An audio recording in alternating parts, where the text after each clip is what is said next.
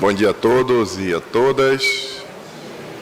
E olá você que está nos acompanhando online, seja hoje ou quando for, a que momento for.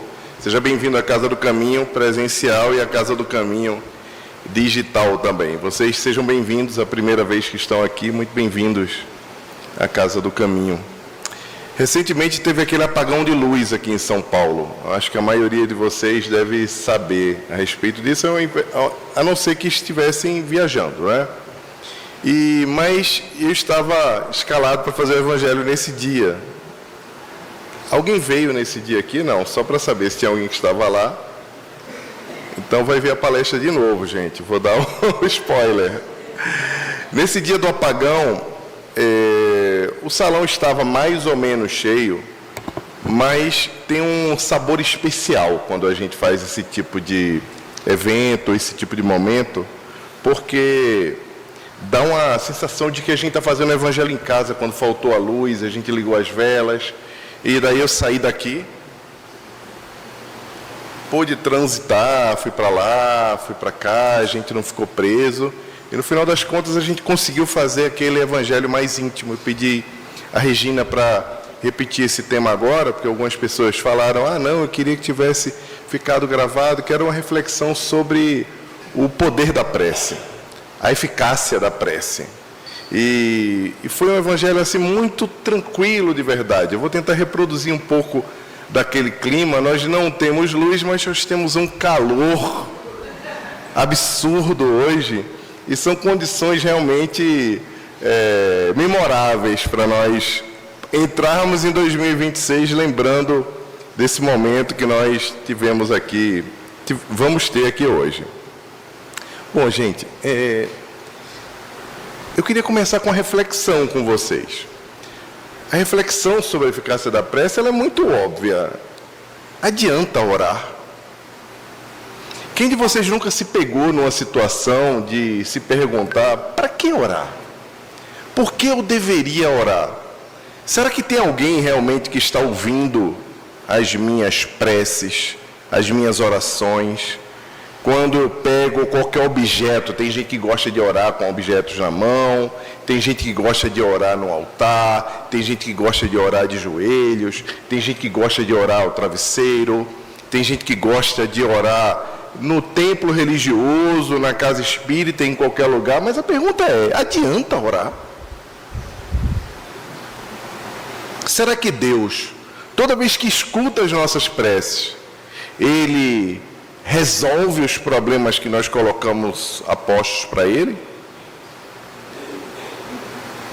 Bom, se isso acontecesse, nós não deveríamos nem estar conversando aqui sobre o evangelho e a eficácia da prece. Nós deveríamos estar parando, orando, para poder resolver todos os problemas do mundo.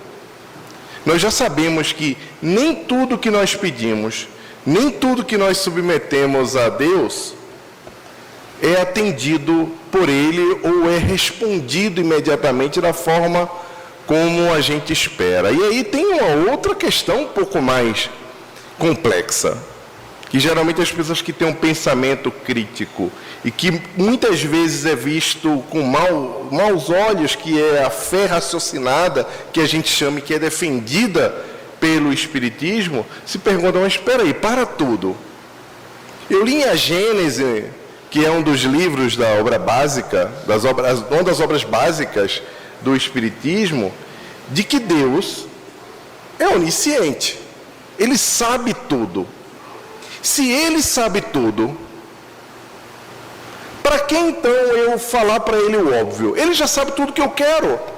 Para que eu vou submeter a esse ser que sabe tudo, aquele que conhece toda a minha realidade, que sonda o meu coração de uma forma muito especial, compreendendo inclusive particularidades que estão dentro dele, que nem eu mesmo consigo identificar?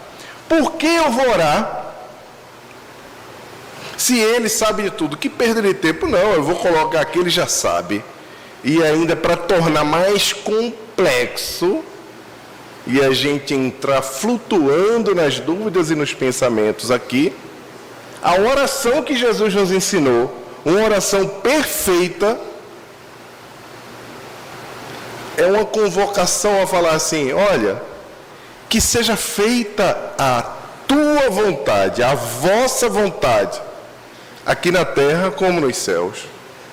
O que importa a minha vontade diante da vontade do Senhor da vida, do Senhor do universo, da inteligência suprema do universo, do grande arquiteto dos universos e dos mundos? De que importa a minha opinião ou o meu desejo?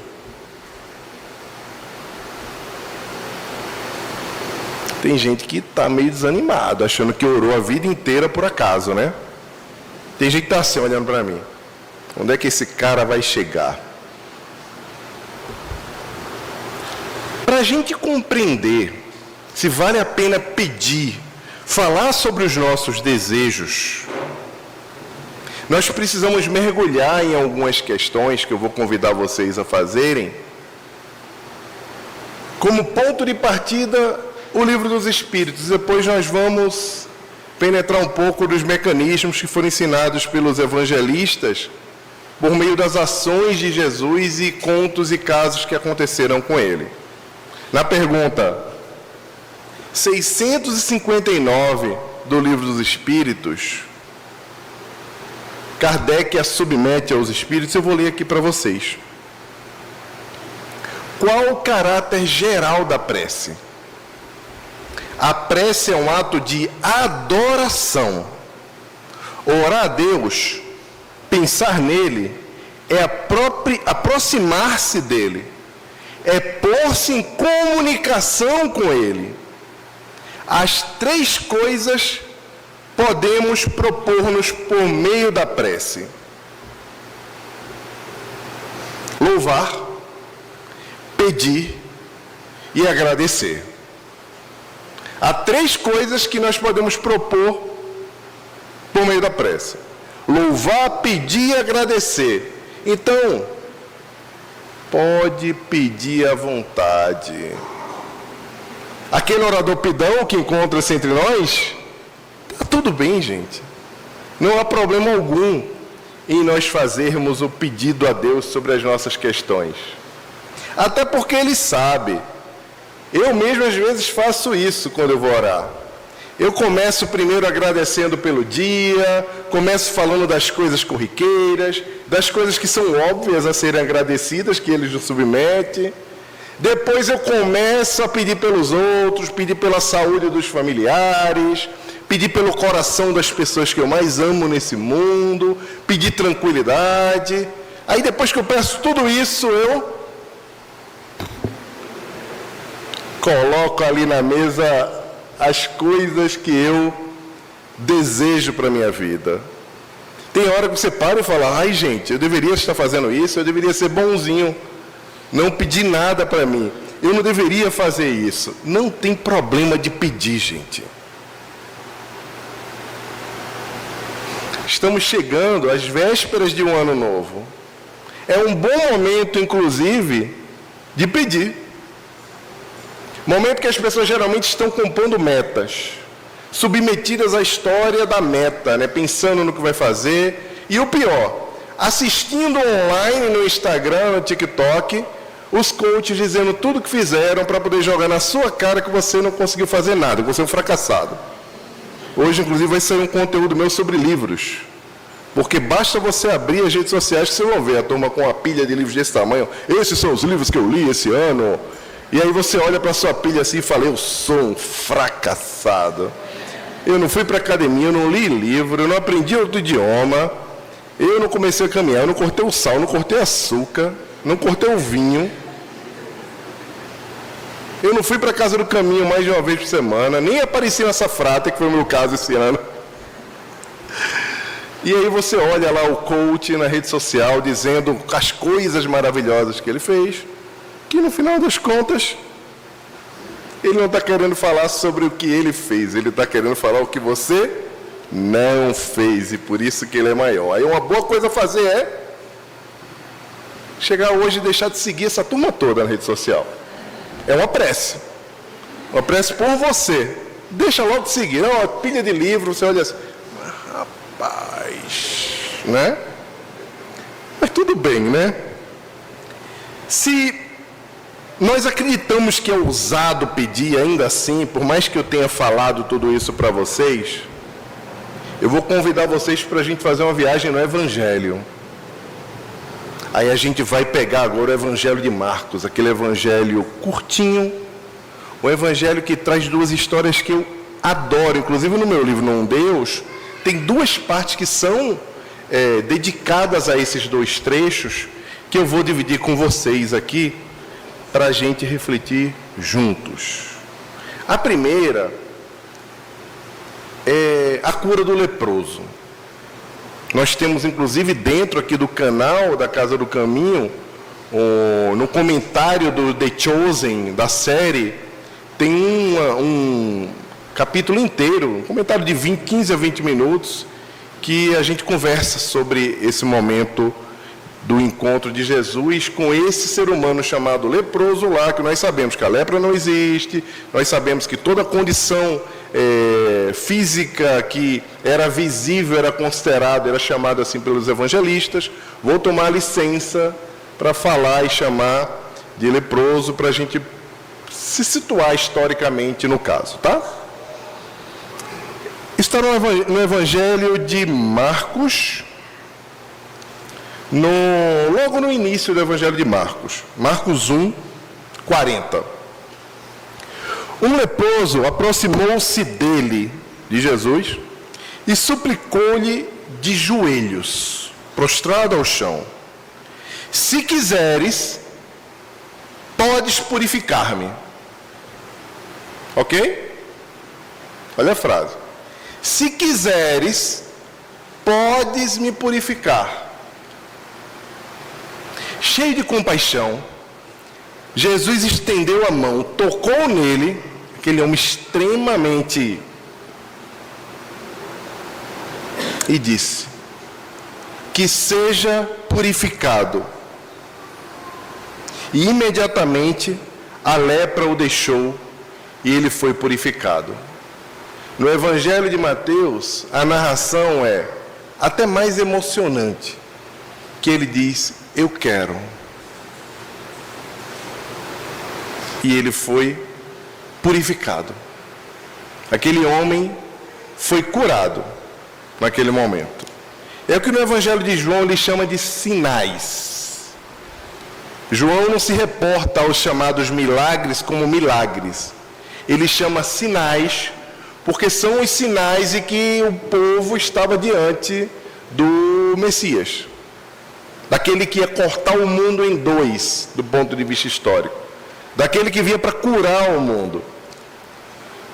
E toda a cura que Jesus realizou, todo esse processo que são chamados milagres, ele só tinha como objetivo manter os sinais das profecias, para mostrar que era ele. Jesus não veio com o objetivo de curar, bem como ele não veio com o objetivo de ser um carpinteiro. A cura que Jesus proporcionava para o mundo era outra. Mas aqui, ele deixa essa lição e pede para o homem: olha, se despede dele, e aquela passagem que todos nós conhecemos, que ele diz: não conte a ninguém, que nós pensamos que é uma lição de humildade, mas é um pouco mais profundo do que isso, e o convida a se mostrar aos sacerdotes. O que acontece ali, naquele momento, é que aquele homem, naquela condição, que era uma condição miserável, a pior condição possível que um ser humano poderia ter, porque só para vocês terem uma ideia, um leproso, quando entrava num lugar, ele precisava sair gritando que era leproso. Ele precisava entrar aqui gritando lá de fora: imundo, imundo, para as pessoas se afastarem e não se contaminarem. A família não convivia com eles, os amigos não conviviam com eles, não entravam nas sinagogas, não frequentavam os locais públicos. Eles precisavam de fato ficarem excluídos. E aquele homem, naquela condição, quando se aproximou de Jesus, olhou para ele e falou: se quiseres, podes me curar. E Jesus respondeu: eu quero. Colocou a mão e purifica. Naquele momento, não era o impuro que contaminava Jesus. era a pureza que contaminava a impureza. Isso mostra que muitas vezes a gente se preocupa. Porque eu não vou naquele lugar. Eu não vou nem passar ali perto daquela banda de carnaval que está tocando aqui. Eu não vou na casa de fulano porque lá é muito pesado. Eu não vou na casa da minha mãe porque lá está carregado. Não vou na casa do meu irmão porque minha cunhada bebe. Percebe que não é sobre o que pode te contaminar, mas o que você pode levar de transformação quando você está no ambiente. Porque se você entra num ambiente que você acha impuro e você se deixa se contaminar, é porque na verdade a contaminação já está dentro de você. Fica a dica, hashtag. Vamos transitar dentro do Evangelho de Marcos ainda. Vamos para Marcos 10. Trazer uma outra história, que é uma história muito interessante. É uma das histórias mais bonitas do Novo Testamento, na minha opinião, na minha percepção, que é a história do cego Bartimeu. Bartimeu, que está no Evangelho de Marcos 10, 46 a 52. Bartimeu era um homem que vivia à margem das estradas porque era um cego. O cego era também considerado marcado por Deus, um indigente. Porque se ele não enxergava, era como se ele tivesse algum pecado que Deus queria marcá-lo e dizer: você não serve. Você tem que ficar aí à margem. Era um ser que era considerado socialmente marcado negativamente por Deus. E ele sabia que quando Jesus caminhava para Jericó, Jericó é essa cidade que até hoje é uma cidade, ainda é o caminho, né? Ele estava a caminho de Jericó, chegando em Jericó, e tinha muita gente que estava seguindo Jesus naquela ocasião. Era uma multidão que já o seguia. E quando eles chegaram a Jericó, Bartimeu, que significa o filho de Timeu, Bar significa filho, e Timeu era o nome do pai dele, assim como Barrabás, o filho de Abás. Bar significa filiação, e as pessoas eram chamadas e nomeadas dessa forma. E o Bartimeu, que era esse cego, que estava ali pedindo esmolas, ele estava ali fazendo o que as pessoas que não têm condição de trabalhar faziam, né? E ele, quando ouviu que era Jesus de Nazaré que se aproximava, ele começou a gritar: Jesus, filho de Davi, tende piedade, tende misericórdia de mim. E a multidão que acompanhava Jesus começou a reclamar dele: cala-te, para de gritar. E começaram meio que dar aquela dura nele, a reclamar, porque ele estava gritando, repreendendo aquela gritaria que ele estava fazendo, e não é necessariamente porque ele estava incomodando Cristo. Se nós prestarmos atenção no texto, tem uma situação ali muito particular. Quando ele grita: filho de Davi, tem misericórdia de mim, ele está declarando para o mundo de que ali estava passando o Messias, o filho de Davi, segundo a profecia de Natã, no livro de Samuel, segundo a profecia de Isaías, no livro de Isaías, segundo a profecia de Jeremias, no livro de Jeremias, que falava sobre a chegada do Messias a partir da linhagem de Davi. Aquilo dava tumulto, aquilo dava cadeia, aquilo dava cruz. E o povo começa a dizer: cala a boca, não fala isso, pelo amor de Deus. E ele continuava. Aí quando o povo dizia cala a boca, o que você faz?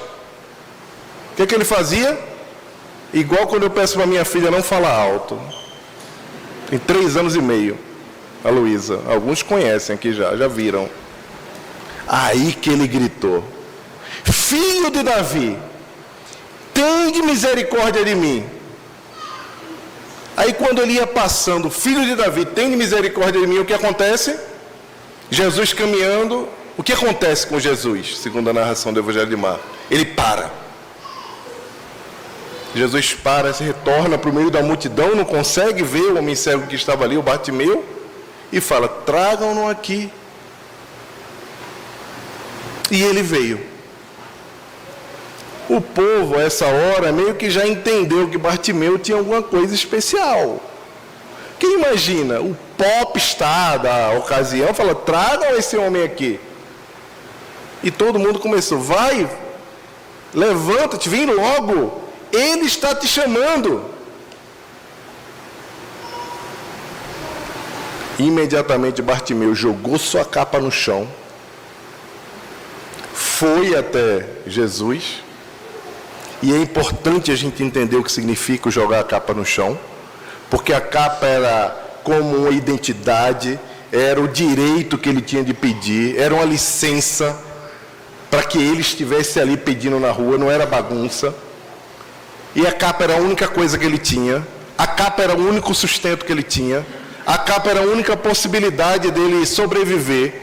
E ele não hesitou quando Jesus diz: vem aqui. Ele jogou a capa dele, jogou no chão. E quando você joga uma coisa de valor na rua, na 25 de março, o que acontece? As pessoas pegam. Mas ele não hesitou quanto a isso. E quando ele chegou diante de Jesus, Jesus faz uma pergunta clássica, que se ele fizer isso para a gente precisa estar preparado para responder, gente. Que Jesus pergunta para ele: o que você quer que eu faça? Você está chamando por Jesus, naquela prece da petição. Jesus aparece, fala na sua cabeça: o que você quer que eu faça? Ah, porque você terminou um casamento. Você quer que eu traga aquele homem de volta mesmo? Ah, porque o seu filho viajou, agora está autônomo, ele agora trabalha, ele agora cuida da vida e você está com saudade. E você: eu queria que ele voltasse para casa, ele está evoluindo. Aí Jesus: você quer que eu traga seu filho de volta para virar uma criança de novo? Ah, meu filho está dando muito trabalho, eu queria que todo mundo crescesse, já fizesse 20 anos. Você quer envelhecer 20 anos? O que queres que eu faça? E parece óbvio uma pergunta para o cego. E Bartimeu falou para ele: eu quero ver. Para a gente parece óbvio que um cego quisesse ver. Mas você imagina que aquele homem que não enxergava, aquele homem que não tinha visão, ele conseguiu ver mais do que muita gente que estava ali naquela época, naquela ocasião, que chegou depois a crucificar o Cristo. Ele, se enxergar como indigente, como uma pessoa que estava na rua, à margem da sociedade, ele foi capaz de enxergar coisas que as pessoas de bem não enxergavam. Mas Jesus, quando pergunta para ele o que ele quer, ele faz o óbvio quando pergunta para a gente: o que você quer? O que você veio pedir aqui hoje? Eu venho no final do ano, calor danado, domingo, passei o café, corri, comi o pão de queijo aqui embaixo. O que você veio fazer aqui? O que você quer hoje aqui para finalizar o seu ano? O que você quer para o teu próximo ano de 2026? O Cristo está perguntando para você o que você quer. Toda ação milagrosa, de sinal que aconteceu, narrado no Evangelho de João, foi uma ação que o Cristo exigia alguma atitude de quem estava recebendo aquele benefício. Foi assim quando ele curou o homem que estava na maca, que não conseguia andar. Foi: levanta e pega a maca. Toda vez que existia alguma situação que Jesus dava um passo para nós, ele pedia uma contrapartida. Ele pedia, mas a contrapartida dele era uma ação, era a tua vontade. E quando a gente olha, volta aqui, e olha, ontem eu estava preparando novamente esse momento, que não acho que a gente chega aqui, a palestra começa aqui, eu estava refletindo sobre o Pai Nosso, orando ontem à noite. E eu percebi na estética do Pai Nosso, que o início do Pai Nosso é: Pai Nosso que estás nos céus, santificado seja o teu nome. Venha a nós o teu reino. O que é isso?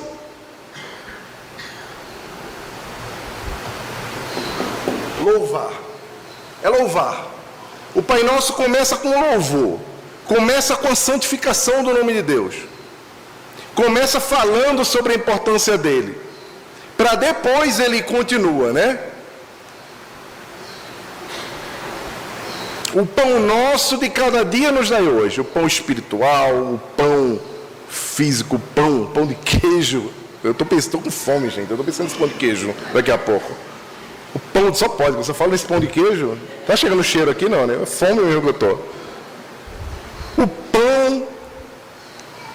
O pão que significa a minha vontade do agora, o que eu preciso no agora. A partir desse momento, a oração se transforma numa oração que habita todas as possibilidades temporais, quânticas da vida. Eu estava louco ontem à noite. Alguém já assistiu Bacurau aqui? O filme? Eu estava louco. Porque eu parei e pensei, isso é um momento, isso é um pedido do agora. E agora, depois do pão nosso de cada dia nos dai hoje, ele fala, perdoai as nossas dívidas. Como a Regina acabou de citar para a gente. Não, às 8 horas, que eu estava assistindo o Evangelho das 8 horas, você fez a prece final. Agora, é o apaziguar com o nosso passado. É o falar do que a gente consiga perdoar, se conectar com um passado ruim, com um passado de erros, e diga, olha, perdoa tudo aquilo que eu fiz. Fazer as pazes com os teus erros. Perdoa os 2025, que eu não li aquela pilha de livro, que eu não fui para a academia, que eu não sei o quê, o apaziguamento com a tua vida. E em seguida, ele diz, perdoai as nossas ofensas assim como nós perdoamos aqueles que nos têm ofendido. Não nos deixas cair em tentação. Agora Jesus olha para o futuro do homem. Ele faz com que a gente se conecte com as nossas possibilidades de futuro. E essa oração é uma oração que ela consegue fazer com que a gente se situe nessa conexão perfeita com Deus, com aquilo que nós somos, com o que somos e com aquilo que nós nos tornaremos. A história de Bartimeu, a história do leproso, a forma como nós oramos, são pistas espirituais daquilo que nós devemos fazer, ou que modelo mental nós devemos ter na hora de nos conectarmos com Deus, nos conectarmos com esse ano que chega, nos conectarmos com a nossa possibilidade, porque não existe transição espiritual futura. Quando Emmanuel no Pensamento e Vida diz que, no livro Pensamento e Vida, diz que a mente é dividida em 5 gabinetes e que o gabinete da vontade, que controla a imaginação, a inteligência, a memória, a criatividade, que controla tudo, ele fala sobre essa possibilidade do agora, porque você não pode decidir se conectar no futuro, você não pode decidir mudar no futuro, você não pode decidir fazer as coisas diferentes no futuro, você decide agora. A vontade, o gabinete da vontade, ele governa a mente porque ele fala da tua possibilidade de redenção agora. Esse teu momento de oração. Por isso, quando eu perguntei o que você veio buscar aqui nos últimos anos do dia, o que você veio pedir a Deus, que tipo de conexão com o passado, pedir para perdoar as nossas dívidas, que tipo de coisa você veio pedir para o agora, que é o pão nosso de cada dia nos dai hoje, me ajuda a mudar minha proposta pessoal, minha proposta financeira, minha proposta de trabalho do próximo ano, me dá uma luz para que isso aconteça, e ao mesmo tempo me apaziguar e me preparar para um futuro diferente. A história de Bartimeu, do cego, de Zaqueu, de tantas outras, é uma lição de que a prece funciona. A literatura espírita fala que as preces de mãe arrombam as portas do céu. Em Obreiros da Vida Eterna, nós vemos a história de Joãozinho, uma criança que, por meio da sua prece, ouvida nas esferas superiores, muda o tempo, adia o tempo de desencarne de uma senhora. A prece é valiosa. Vamos continuar louvando, agradecendo, mas não tem problema de pedir para o próximo ano. Não tem problema de escrever. Só não pode ir para o Instagram dizendo que pediu. Deus não está no Instagram. Quem está no Instagram é Mamon. E eu queria encerrar para vocês esse nosso singelo evangelho de hoje com uma prece especial que eu queria dividir com vocês, que eu recebi, aproveitando o final de ano. Ela se chama O Divino Convite. Vinde a mim, vós que sofreis, e a palavra do Senhor, tocando nações e leis, ressoa cheia de amor. Herdeiros tristes da cruz, que seguis de alma ferida, encontrareis em Jesus caminho, verdade e vida. Famintos de paz e abrigo, que lutais no mundo incréu, achareis no eterno amigo o pão que desce do céu. Almas sedentas de pouso, que à sombra chorais cativas, tereis no Mestre amoroso a fonte das águas vivas. Vinde, irmãos, a Jesus Cristo, o guia que nos conduz. Vosso caso está previsto em suas lições de luz. Cassimiro Cunha, Chico Xavier, da Antologia Mediúnica de Natal. Muito obrigado pelo domingo, pelas orações. Orem, continuem orando. Hoje pela manhã eu estava no Evangelho das 8, tinha um conterrâneo meu de Pernambuco, e eu falei para ele assim, às 9 horas eu estaria no Evangelho. Ele falou, ore por mim. Aí eu falei, ore por mim também, meu irmão. Ajuda daí. Então ficam as orações para o Marcondes também, vibração para a família de vocês. Um 2026 fantástico, incrível para todos vocês. Que Jesus abençoe abundantemente a nossa vida. Estejamos aqui juntos em 2026 na Casa do Caminho. Tá bom? Bom domingo.